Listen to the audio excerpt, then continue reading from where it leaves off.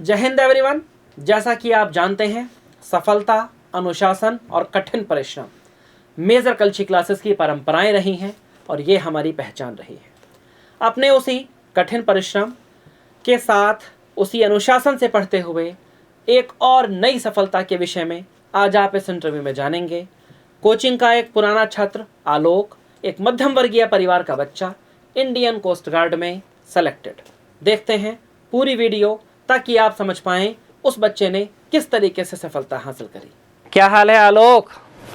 मस्त है सर, आपका आशीर्वाद है। बस बेटा सब परफेक्ट। और बता, घर में जब तेरे सिलेक्शन की खुशी मिली, खबर फैली तो खुशी मिली होगी ना मम्मी पापा को? जी बिल्कुल, पिताजी का चेहरा खिल उठा। बिल्कुल सही बात है बेटा। पिताजी ने तेरे पीछे भी काफी लंबा संघर्ष कर लिया है ना बच्चा, क्योंकि पिछले 3 साल से शायद पिताजी कंपटीशन की तैयारी करवा रहे हैं। जी सर। पिछली बार एयरफोर्स में 42 आया ही था। जी सर। इस बार इंडियन कोस्ट गार्ड क्लियर हो गया। जी सर। तो क्या रहा तुम्हारी पढ़ाई के दौरान? कभी किसी प्रकार का डिमोटिवेशन दिमाग में आया? जैसे एनडीए के बच्चे थे, एनडीए क्लियर नहीं हो पा रहा था, तो उस समय कैसे खुद को संभाला? सर उस समय हमें लगा कि हमारे प्रिपरेशन में कमी है, उसको और मतलब इम्प्रोवाइज किया और हो गया। तो मतलब तुमने उस वीकनेस को भी पॉजिटिव ले लिया। जी सर। जैसे कई सारे बच्चे ऐसे होते हैं कि जब उनका सिलेक्शन नहीं हो रहा होता है तो फ्रस्ट्रेट हो जाते हैं, टेंशन में आ जाते हैं। जी नहीं, हमने ऐसा कुछ भी नहीं लिया, मतलब हर चीज को पॉजिटिव लिया। उसी का आप लोगों का आशीर्वाद है जो हुआ सर। ये बताओ बेटा, यहाँ जैसे मेजर कल्ची में जब तुम पढ़ते थे, मेरे ही बैच में थे तुम? जी सर। तो यही रूम नंबर 4 में क्लास चलती थी ना तुम्हारी बेटा? जी सर। जी। तो उस ये कौन सा वर्ष था, 2020 या 2021? 2020 था। एनडीए पर। तो कहाँ के रहने वाले हो बालक? लखीमपुर खीरी। लखीमपुर खीरी, मतलब यही पूर्वी उत्तर प्रदेश के ही हो आलोक? जी सर। तो बेटा फैमिली बैकग्राउंड क्या है? मेरे पिताजी मतलब फार्मरिंग करते हैं, कृषि बैकग्राउंड से आते हैं सर। और माताजी हाउस वाइफ हैं। माताजी हाउस वाइफ हैं। जी। ऑलराइट आलोक, कितने भाई बहन है बेटा? 3 भाई। बड़े भाई है। एक बड़े भाई है, हमसे बड़ी दीदी है और हमें। एक बड़े भाई हैं, सबसे छोटे तुम हो। जी सर। तो बेटा फैमिली में से और कोई गवर्नमेंट जॉब पर है? नहीं सर, भाई साहब प्राइवेट वर्क करते हैं। क्या करते हैं भाई साहब? और प्राइवेट वर्क करते हैं। प्राइवेट वर्क करते हैं। जी सर। बेटा फैमिली की फाइनेंशियल कंडीशन भी बहुत ज्यादा मजबूत तो होगी नहीं? नहीं सर। एक मिडिल क्लास फैमिली होगी बेटा? जी बिल्कुल। तो पिताजी का जब चेहरा खिल उठा तब तुम्हें कैसा फील हुआ? हमें लगा कि उनकी नजरों में हमारी इज्जत कुछ और बढ़ी। बिल्कुल सही बात बेटा, बिल्कुल सही बात। एयरफोर्स में जब 42 मार्क्स आए तो उस 42 के मार्क्स आने के बाद क्या फील आया? सर कुछ खास नहीं, हमें लगा कि और मेहनत करें, जीडी भी क्लियर हो जाए, बस अनलकीली नहीं हो पाया। फिर भी मतलब हमने कोशिश किया कि दूसरी बार देंगे, उसमें डेफिनेटली हो जाएगा। ठीक है बेटा, ठीक है। तो बाबू जब तुम यहाँ पढ़ते थे मेजर कल्ची में, तो तुम्हारे बैच में फिजिक्स कौन पढ़ाते थे? अवधेश सर थे। अवधेश सर फिजिक्स पढ़ाते थे। जी। ऑलराइट बेटा। तो ये जैसे इंडियन कोस्ट गार्ड का जब तुमने एग्जाम दिया बच्चा, जी, तो इसके सेक्शन 1 और सेक्शन 2 तुम्हारा ज्यादा स्ट्रॉन्ग कौन सा रहा? हमारा टेक्निकल वाला ज्यादा स्ट्रॉन्ग था। मतलब जिसमें 25 क्वेश्चन मैथ के और 25 क्वेश्चन फिजिक्स के। जी सर। भाई तुमने तैयारी भी एनडीए की ही करी थी? जी सर। तो तुम्हारा वही मैथ, वही फिजिक्स और एनडीए का ही सिलेबस थोड़ा ज्यादा मजबूत रहा होगा। इंग्लिश मजबूत रही उस सेकंड वाले में। सेकंड फेज में इंग्लिश मजबूत रही। इंग्लिश तो खैर हम ही ने पढ़ाई थी, कोई बात ही नहीं है। जी सर। तो बेटा ये बताओ, उस समय तुमने अपना जब तैयारी कर रहे थे ये इंडियन कोस्ट गार्ड वाले एग्जाम की, जी बेटा क्या तुम्हारा टाइम टेबल रहा? कैसे तुम अपना टाइम डिसाइड करते थे? कुछ ऐसा बताओ जो अब बच्चे अब तैयारी कर रहे हैं वो थोड़ा समझ पाएं कि कैसे सफल हुआ जाता है। सर हमारा टाइम टेबल ये था, सुबह उठ के सबसे पहले डोके पढ़ना करीब 1 घंटे। अच्छा, सुबह कितने बजे उठ जाते थे बेटा? 6 बजे के आसपास उठ जाते थे, 5:50, 45। ठीक है, उसके बाद? उसके बाद फिजिक्स के कॉन्सेप्ट और मेरे पास एमकेसी की बुकें थी, उससे प्रैक्टिस किया करते थे। उससे प्रैक्टिस किया करते थे जी। उसके बाद करीब 2 घंटे बाद फिर इंग्लिश पढ़ते थे। 1 घंटे इंग्लिश का कॉन्सेप्ट पढ़ते थे, फिर एमकेसी वाली जो किताबें थी उनसे प्रैक्टिस किया करते थे पैरेलली इंग्लिश की। गुड बेटा, वेरी गुड। फिर रात में कितने? फिर शाम के टाइम बैठते थे, फिर मैथ की मतलब कॉन्सेप्ट पढ़ते, और मेरे पास एमकेसी की मैथ वाली वो थी, एनडीए मैथ वाला बहुत सारे सर मतलब सब्जेक्ट सब तो वो क्या करते थे सर, उसी से हुआ। बेटा रात को कितने बजे तक पढ़ते थे? रात को वही 11 बजे से ज़्यादा नहीं पड़े, 11 के आसपास, 10:45। इस सुबह जल्दी उठना होता है बस। तो बेटा दिन में कुछ Instagram, WhatsApp, Facebook, social media, इन सब चीज़ों पर भी टाइम लगाते थे या अपनी पढ़ाई पर ही ज़्यादा कॉन्सेंट्रेट रहते थे? मेन फोकस पढ़ाई था, बाकी मतलब थोड़ा बहुत ये तो जरूरी भी है न्यू जनरेशन में। लेकिन इन चीज़ों पर कभी ज़्यादा समय नहीं दिया? नहीं सर, मिनिमम टाइम 10 मिनट कभी देख लिया, पढ़ते पढ़ते जब उब गए तब देख लिया, फिर शुरू वही काम। अच्छा, मतलब 10 मिनट, 15 मिनट, 20 मिनट, बस इतना ही टाइम इन चीज़ों पर दिया गया? जी सर। तो बेटा जैसे अक्सर बच्चे कहते हैं कि जी शाम को खाना खा लेते हैं तो फिर रात में पढ़ाई नहीं हो पाती। सर ऐसा मानने पर है अपने ऊपर, या हमें लगता है कि हम मान लो हमने कोई सब्जेक्ट सोच लिया कि ये कठिन है, कठिन कुछ नहीं होता। बस सही गाइडेंस और मतलब एक ढेर तरह से मतलब मेहनत करनी होनी चाहिए। तो ये बताओ बेटा कि अब जैसे जब 25 सवाल मैथ के और 25 सवाल फिजिक्स वाला जो पेपर होता है सेक्शन 2 का, जी इसमें बेटा टाइम मैनेजमेंट एक बहुत इंपॉर्टेंट चीज होती है। जी सर। क्योंकि समय कम होता है। जी, उसके लिए ज्यादा प्रैक्टिस करनी चाहिए। उसके लिए ज्यादा प्रैक्टिस। जी। तो ज्यादा प्रैक्टिस क्या बेटा, मैथ और फिजिक्स पर तुम इक्वल टाइम देते थे प्रैक्टिस में, कि किसी एक विषय पर ज्यादा और किसी दूसरे विषय पर कम, ऐसे टाइम देते थे? नहीं, लगभग में बराबर ही रहता था। मान लो किसी 8-2 घंटा ज्यादा पढ़ लिए तो किसी में कम पढ़े, मतलब रेशियो लगभग में सेम ही रहता था।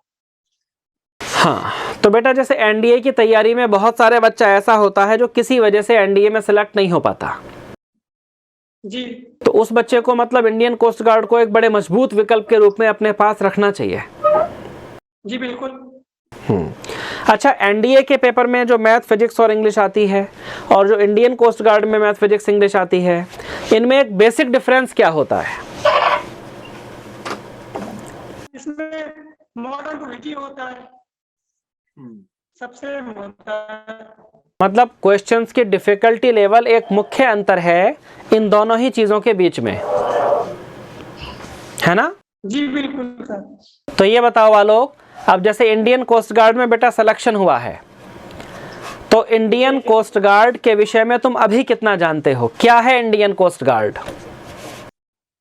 सर हमें बस इतना पता है, नेवी के ब्रांच है। सेम ट्रेनिंग प्रोसेस नेवी की तरह, जैसे कि एसएसआर में होता है। हाँ बेटा। उससे थोड़ा अलग है, बस इनका एरिया बटा हुआ होता है, मतलब इतनी एरिया तक आपको जाना है, ड्यूटी करना वहाँ पर। जब कभी तूफान आता है तो मतलब पब्लिक को अवेयर करना और उनको मतलब हेल्प करना होता है इनका काम। जबकि नेवी मतलब अदर ऑपरेशन को ऑपरेट। जी। तो बेटा घर तुम्हारा लखीमपुर खीरी शहर में है या जिले में है? सर गांव पर रहते हैं। तो लखीमपुर खीरी जिले में तुम्हारा गांव का नाम क्या है बेटा? बैनी राजापुर। तुम्हारे गांव में से अब से पहले कितने नेवी में ऑफिसर हैं?